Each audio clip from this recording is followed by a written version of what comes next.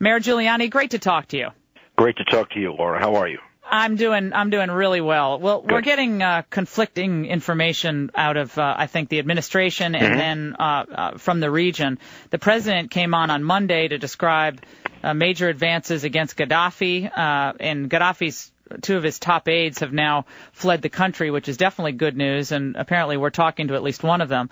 But then again, on the battlefield, it looks like we really don't know who these rebels are, and they're extremely undisciplined. And they're now being pushed back into their own territory. What's the latest here, and what's your take? Well, first of all, this is the problem you have when you make policy as irresponsibly as this administration does. I mean, here's the simple fact: since this whole thing in the Middle East began, this administration doesn't know what it's doing. If it were any other administration that got criticized normally, I think you would more clearly see that. I mean, this decision about who are these rebels, that's what the president should have been doing in the 2 weeks in which he delayed making the decision as to whether to go in or not. Instead, he conferred with the Arab League, the UN, the French, every other group in order to get himself political cover rather than doing the substantive job of trying to figure out, tasking the CIA and the military to find out who are these people. I mean, they want our help. We're entitled to ask them a few questions, right? Well, the idea that the president yesterday says, well, a lot of these people are doctors and lawyers, and the ones we've talked to are pretty credible. And Rudy, I'm thinking, lawyer, as a former lawyer, well, you're a lawyer, obviously. I mean, I wouldn't be citing the lawyers right off the bat. One of the estimates was that the Al-Qaeda influence could be anywhere between 2% and 80%. There's a big difference between 2 and 80%, and we should know the difference before we get involved in a war. And we didn't know, and the president wasn't even thinking about it. What he was thinking about was, how can I get myself political cover by getting the Arab League, the UN and everybody else on my side. Instead, what he should have been doing is trying to figure out, what side should we be on here? Gadhafi's a really bad guy. Gadhafi's a terrible guy. But if we're going to go in there and support the people overthrowing him, we got to know who the heck they are. I mean, we've got to have some idea. Are we just arming Islamic extremists, or aren't we? Well, Rudy, look, I think Republicans were fairly quick to sign on to this no-fly zone. And look, none of us like Gadhafi, and he ordered the killing of Americans and our allies, and everyone will be happy when he's gone. But the bottom line is we have Iraqi and Afghani soldiers we're trying to train right now still.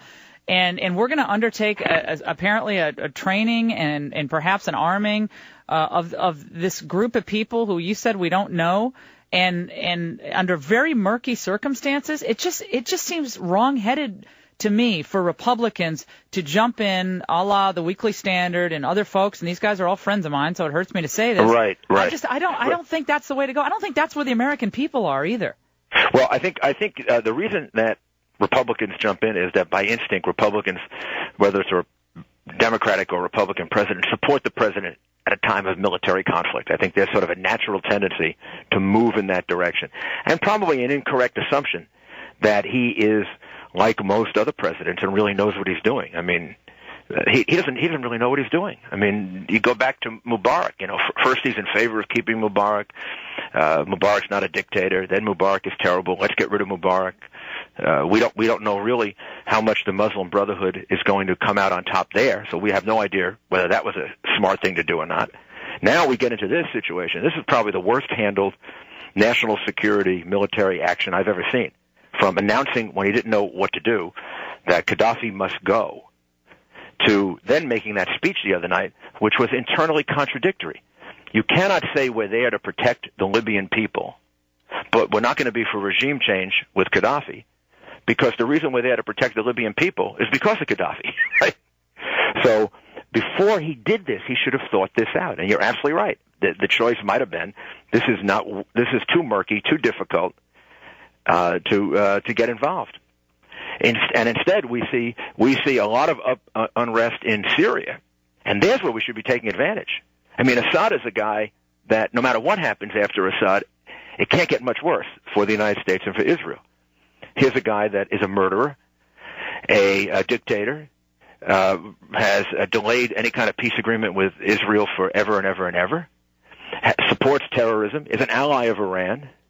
Gee, I could make a really good case that that's a more compelling circumstance than Gadhafi.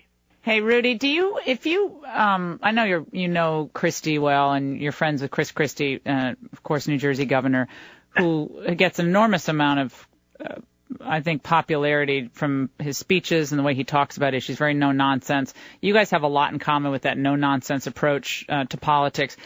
Would you encourage him to get into this race? If everything that you say is true about Obama and our country is on the line, our future is on the line, isn't it incumbent upon those people who have a chance of winning to get in now, to get in it soon to run against Obama? And would you encourage Christie to do so? I would say to Chris that a year as governor is probably ultimately, even though he's very popular right now, going to be a major issue against Obama, because I think the people that don't look as exciting and as attractive, and there I would put Mitt Romney and Newt Gingrich, and have a better chance against him, because I think that there's going to be a contrast with, experience, lack of experience. We took a chance on a president that was in office a very brief period of time, didn't have too much experience, put him in office. I think next time we're going to be looking for somebody with a lot more experience. That's what I think. Now, Chris has more experience than Obama had when Obama ran. Chris was a U.S. attorney for 5. He ran something, and now he's been a governor. But it is kind of quick.